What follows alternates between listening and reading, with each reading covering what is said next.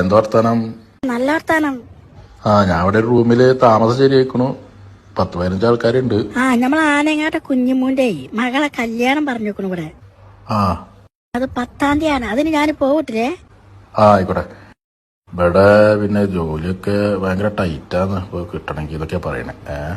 അപ്പൊ ഇനി കുട്ടികളെ എല്ലാരും കൂട്ടി ചെല്ലാൻ പറഞ്ഞേക്കണു. ഞാൻ കുട്ടികളെയൊക്കെ കൂട്ടി പോട്ടെ. പോയിക്കോ.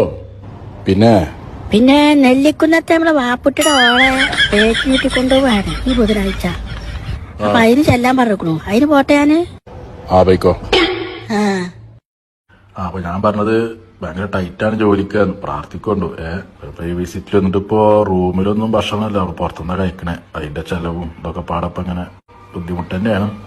ഭക്ഷണത്തിന്റെ കാര്യം പറഞ്ഞപ്പോഴാണ് നമ്മ കുട്ടികൾക്ക് സമൂസ വേണമെന്ന് പറഞ്ഞിട്ടേ ഞാൻ കടി പോയിട്ട് സമൂസയുടെ ഓല വാങ്ങിക്കൊണ്ടിട്ടെ പോണ വയ്ക്ക ആസിയാന്റെ ചുരിദാർ നടിച്ചാൻ കൊടുക്കും വേണം.